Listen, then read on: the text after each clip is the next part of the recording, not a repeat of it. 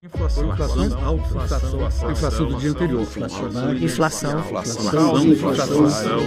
Nós fomos o recordista mundial de inflação acumulada no período que vai do início da década dos 60 até o início da década dos 90. A maior hiperinflação da história até então.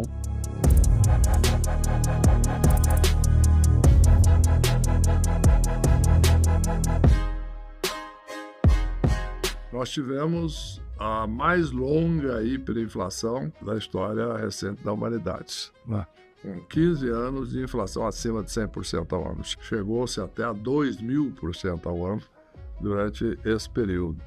Então foi um período de grande instabilidade, de grande incerteza. Nós passamos de uma inflação ali de 15%, 20% no início dos anos 70, para 40% em meados dos anos 70, para 100% na virada para os anos 80, para 240% em 85, o último ano do regime militar, 1.000% em 88 e 89 e 2.400% em 1993. Em 93, por exemplo, só tinham 4 países do mundo que tinham mais de 1.000% de inflação. Era a Rússia, o colapso do Império Soviético, a Rússia, a Ucrânia, o Brasil e o Congo em guerra civil. A hiperinflação é uma doença da moeda, com grandes e outras implicações. Os mais pobres não tinham a menor chance. O dinheiro aqui era uma espécie de pedra de gelo no bolso. Era receber o seu salário e ir direto para o supermercado. E você comprava o máximo que você pudesse com o seu salário, porque já no dia seguinte ia aumentar os preços. Você via os preços serem aumentados enquanto você estava dentro do supermercado, né? As famosas maquininhas de correção de preço, etc., né? Naquela época se construía apartamentos que tinham dependências maiores para você armazenar gêneros e tal, né? As dispensas e tal. Tinha os grandes supermercados, que você fazia compras por atacado quase. As pessoas hoje não têm ideia do que era aquilo. A gente ia no supermercado toda semana e não sabia quanto iria gastar. Uma certeza sempre se tinha: eu vou gastar mais do que na semana passada, sempre, e não era pouco.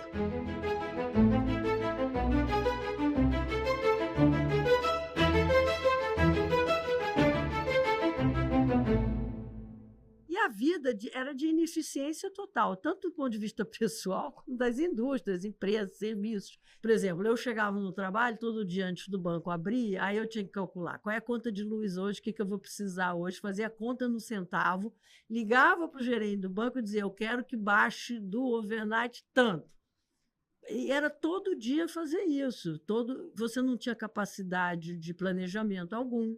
Você, se quisesse saber como é que você ia estar no fim do mês para pagar uma escola, para comprar um carro, você não tinha capacidade de fazer isso. Nos anos 80 até 1990, ela estava na escola, no ensino médio. Nas férias eu trabalhava ou de caixa na loja do meu tio ou na contabilidade de contas a pagar da empresa do meu pai. Era entender como era desafiador lidar com os vários planos econômicos, lidar com a inflação, como é que você calcular o valor estável. O mercado de crédito, com uma inflação galopante, ele era extremamente penalizador para o sonho das pessoas. Nós temos de lembrar que as pessoas tomam crédito para financiar sonhos ou para pagar dívidas anteriores.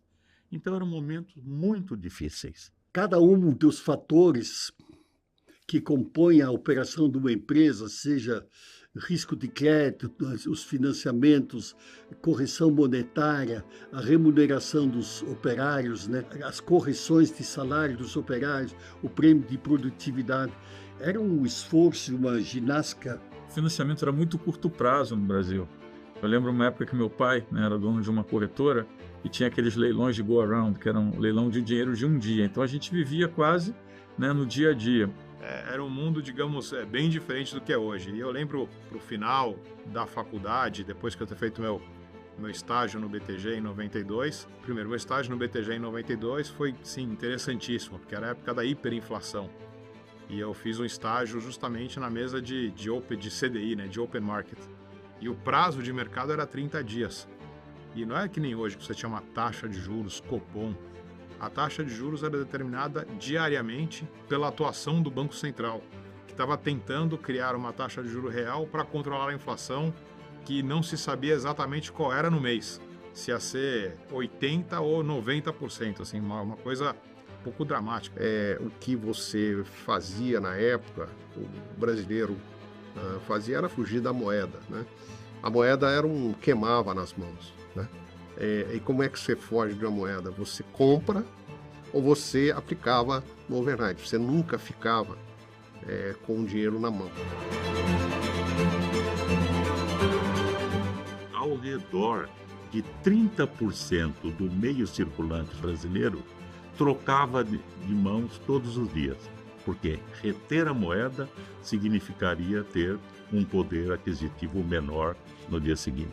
Os bancos criaram um mecanismo de tentar sustentar o valor da moeda, um modelo de remuneração diária para o dinheiro que ficava depositado em conta corrente. Na época ficou muito famoso o conceito de overnight, né? Que era uma forma da economia se sustentar diante de todo o processo inflacionário, o que não permitia que as famílias de menor renda, que não tinham acesso aos instrumentos do mercado bancário, se protegerem, de certa forma, do processo inflacionário. E você sabe que isso é um grande problema, principalmente para a população de baixa renda. Você tem uma transferência de renda colossal, né, em cima dessa população, né? Quer dizer, é o pior dos impostos, né? Uma febre desse tamanho, uma inflação desse tamanho, ela indica uma infecção muito grande. Não é uma chave que você vai virar, que vai consertar tudo, não é um erro de conta, não é uma coisa pequena.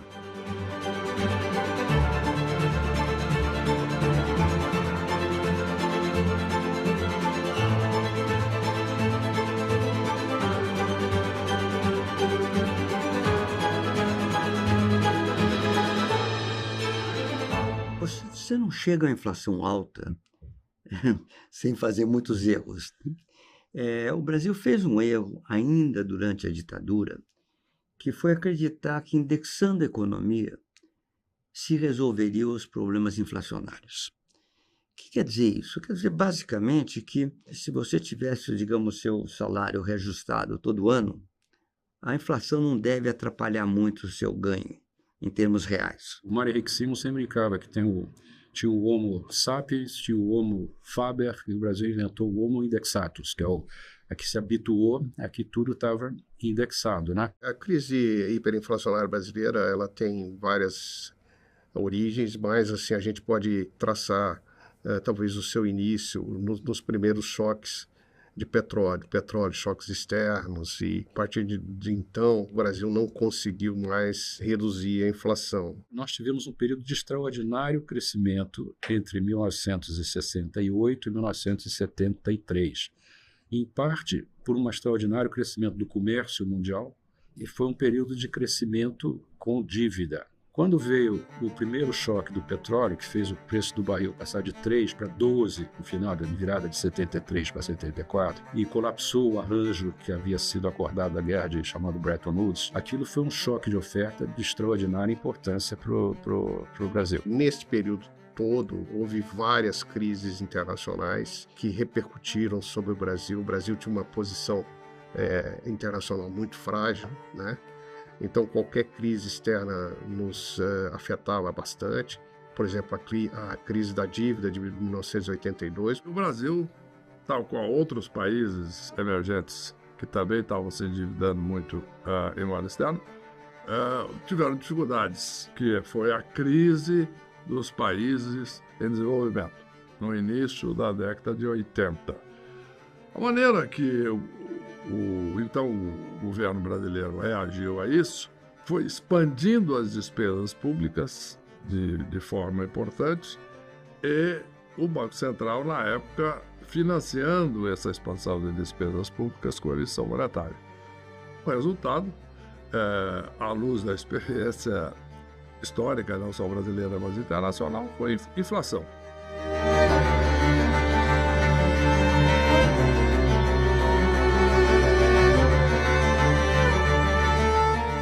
Nossa dívida externa, que já havia aumentado no período 68-73, aumentou ainda muito mais, passamos de 12 bilhões para 83 bilhões em 79. Em 79 vieram 2 choques extraordinários. Foi o Paul Volcker assumiu a presidência do Fed em Nova York, levou a taxa de juros, essa que está aí hoje a 5,25 a 14, a 19, 18. A inflação americana chegou a 14, que exigiu essa resposta do Fed. We express the conviction that they're going to need some new money too. And you may not get voluntary agreements on debt reduction that are large enough to take care of all the external needs. And looking ahead, these countries are going to have to continue to borrow and protect their creditworthiness. Nós quebramos, ficamos insolventes, nós e mais uns 15 países que tinham se endividado em resposta ao primeiro choque do petróleo e eram altamente dependentes da importação de petróleo. Uma das coisas que mais me marcou nos anos 80 foi quando o Brasil pediu moratória da sua dívida externa. E a manchete do Wall Street Journal da ocasião era: o Brasil, o lugar onde o futuro nunca chega. Porque a moratória era a quebra dos compromissos que o Brasil. O Brasil tinha naquela época, Roberto Campos dizia isso, aqui uma cultura da moratória. Quer dizer, quando o Estado, que deveria ser um ente forte e organizador das coisas num país, tanto na política quanto na economia, nós tínhamos um Estado caótico, incapaz de cuidar das suas contas, um sistema monetário muito frágil. Havia também uma falta de entendimento que era crucial a questão fiscal. As contas públicas no Brasil eram completamente desorganizadas. Né? Você tinha conta movimento, você tinha uma desorganização de Banco Central, bancos públicos. Naquele tempo não havia um único orçamento, né? O orçamento fiscal, por incrível que pareça, era superavitário, sempre era superavitário. Mas isso era apenas por essa desorganização institucional. A gente tinha ali, digamos, 3 instituições muito atuantes, digamos assim, no sistema financeiro do governo federal. Essas instituições eram o Ministério da Fazenda, o Banco do Brasil e o Banco Central. O caixa dessas 3 organizações era um caixa só: Banco Central, Banco do Brasil e Tesouro Nacional. E o mais incrível disso tudo é que o Banco do Brasil tinha acesso automático aos recursos do Banco Central, vale dizer, a recursos de emissão monetária. Você tinha, então, um processo de descontrole monetário muito forte, descontrole fiscal. Foi um período de muita crise, um período que é conhecido como a década perdida, mas talvez seja mais do que uma década.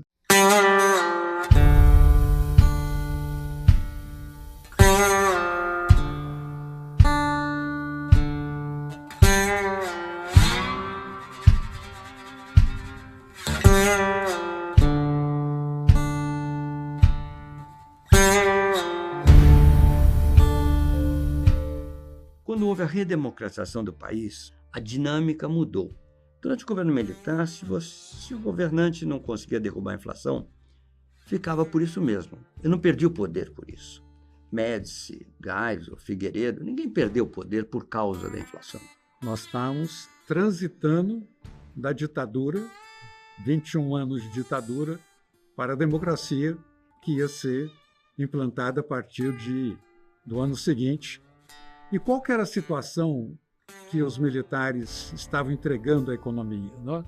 Estavam entregando uma economia com uma recessão de 3% do PIB, uma inflação de 200% que estava caminhando para 500% ao ano, tinha uma dívida externa impagável e na qual o governo já tinha dado cano, estava entregando uma economia em que o governo já tinha assinado 7 cartas de intenção com o Fundo Monetário Internacional entre 81 e 83 e não tinha cumprido nenhuma delas. Verdadeiro terremoto econômico, por assim dizer, não é? Naquela transição da ditadura para a democracia. Ecoam nesta sala as reivindicações das ruas. A nação quer mudar. A nação deve mudar. A nação vai mudar. Num regime democrático, se você deixar a inflação ficar muito alta, você vai perder o poder. Você não vai ser eleito na próxima eleição ou não vai conseguir fazer seu sucessor. Então, a democracia colocou uma pressão política para resolver o problema, que era um problema da população. Porque no regime ditatorial, essa pressão política da população, por definição, não leva a nada, mas leva a uma insatisfação, mas não leva à queda do presidente. No regime democrático, sim. E os políticos rapidamente perceberam, com sensibilidade diante de seus eleitores, que quem conseguisse resolver o problema teria um troféu político enorme. A história da inflação mudou. De um lado tinha uma dinâmica que vinha desde a ditadura, que era a dinâmica que acabava acelerando a inflação, acelerava lentamente no começo e mais rapidamente depois. Mas havia, por outro lado, uma dinâmica nova que obrigava os governantes a responderem ao desafio da inflação. Eu faço essa diferença porque não é à toa que os planos de estabilização começaram com a democracia.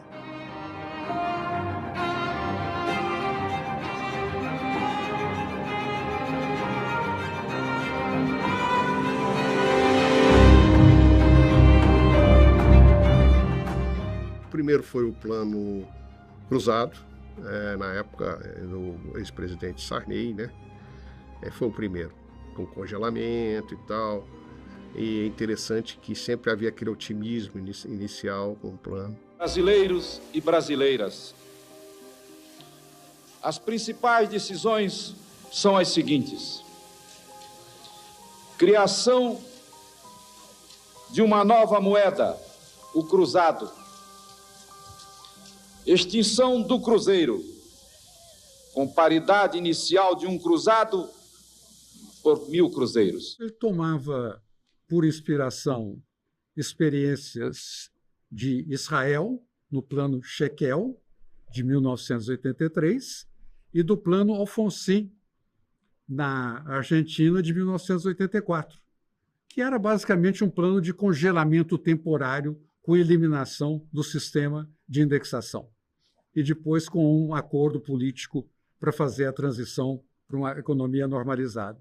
Esse era um tipo de pensamento, né, que havia naquela época. Era para ser um congelamento rápido, não foi. Foi esticado até a eleição, deu um extraordinário efeito político, porque o então presidente conseguiu fazer todos os seus deputados, senadores e governadores. Foi a vitória mais arrasadora que o MDB já teve na sua história. Então, foi exatamente ali. Só que, evidentemente, passado o tempo, o congelamento ficou insustentável, a inflação voltou com toda a força. A partir daí, você teve uma série de outros planos, sempre com essa motivação política de resolver o problema. O principal partido da época, o MDB, elegeu 26 dos 27 governadores, porque o congelamento ficou popular, mas ele não tinha condições de sustentar. Se tentou fazer um cruzado 2, já muito tarde, e não deu certo. Mas teve um aprendizado ali que a ideia do congelamento, por si só, não resolve o problema. E aí veio uma sucessão de planos, né? Mais ou menos da mesma natureza, todos envolvendo congelamento de preços. O plano Bresser, o plano Verão, e alguns, além do congelamento, com confisco de ativos financeiros, como foi o caso do Collor I, né? E aí depois sucedido pelo Collor II, que foi outro congelamento de preços. Então vieram uma sucessão de planos desse tipo, todos deram errado. Era o Brasil inimigo do travesseiro. A gente costuma brincar desse jeito, né? Você não dormia nunca, né? Porque tinha sempre alguém pensando num plano, alguém sempre pensando numa alternativa para estopar a inflação e dar um pouco mais de tranquilidade. E a gente não dormia, a gente era acordado na madrugada, basicamente assim, hoje tem que tirar 3 zeros de todas as máquinas, hoje tem que dividir por 2,750, agora tem tablita, agora não tem tablita. Porque nenhum deles foi capaz de lidar com a inércia inflacionária de uma maneira não artificial. A tentativa de se lidar com a inércia inflacionária foi através do congelamento de preços. E a gente viu as consequências, né? O congelamento de preços ele pode funcionar no primeiro momento, teve aquela história dos fiscais do Sarney, quando lançou-se o primeiro plano, o plano cruzado, funcionou por algum tempo, mas logo começa a haver desabastecimento. Não há um país forte se não houver moeda forte. Então, à medida em que eu tenho uma moeda forte, eu tenho um país forte, inegavelmente. E assim, quando a gente olha para o poder de compra, manter a capacidade do dinheiro de pagar ao longo do tempo, comprar, adquirir mais ou menos que a mesma quantidade de bens ou serviços, isso é uma conquista de valor inestimável.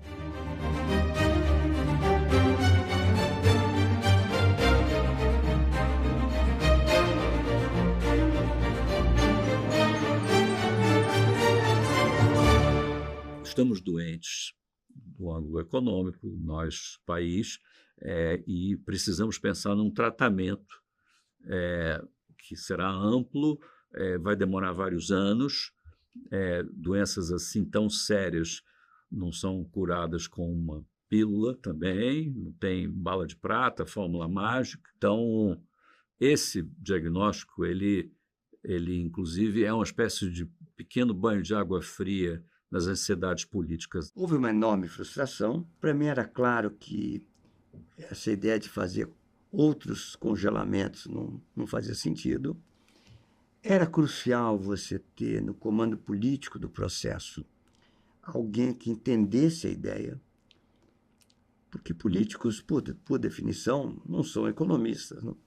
Mas você precisaria ter alguém que, claro, tivesse a capacidade política de levar o processo adiante, mas, ao mesmo tempo, entendesse do que se tratava, né? Eu me convenci de que eu só voltaria para o governo como membro de um movimento político. Nunca mais como um tecnocrata cujas decisões pudessem ser revertidas ao bel prazer de quem tivesse a caneta na mão, que era o ministro da Fazenda e o presidente da República. Essa condição só aconteceu, por acaso, em 93. O que eu digo por acaso? O presidente Collor foi eleito, teve impeachment. Então o vice, que nunca seria eleito por si, acabou virando presidente. O vice foi tentando vários ministros da Fazenda e o quarto foi Fernando Henrique Cardoso, que também não era a primeira escolha dele. E o Itamar nomeou de supetão, a contra-vontade do indicado, o Fernando Henrique como ministro da Fazenda, comunicando isso a ele por um telefonema que deu de Brasília para Nova York. E o Fernando Henrique ainda tentou se livrar daquela situação, tentando empurrar o Zé Serra para o cargo, mas Zé Serra e Itamar nunca se deram bem, e não colou. E acordou no dia seguinte com o Diário Oficial tendo publicado a nomeação dele para ministro da Fazenda. Ele ligou para o Itamar para dizer que, Pachor, nós tínhamos combinado, temos que conversar aí. O Itamar disse, olha, fique tranquilo que está muito bem recebido, está sendo muito bem recebida a sua nomeação. Acordei com a voz indignada da minha mulher, que disse que eu havia sido, na verdade, nomeado ministro da Fazenda pelo presidente Itamar Franco. E que ela não entendia por quê e como é que eu tinha sido louco de aceitar. Eu ainda tentei dizer que não tinha aceitado nada, ela não acreditou, até que mais tarde o secretário-geral do Ministério, que era o embaixador Lamprey, me telefonou e disse, ministro, o senhor agora é ministro da Fazenda. Eu era o 4º ministro em 7 meses. Era mais que uma aventura, era uma condenação ao fracasso.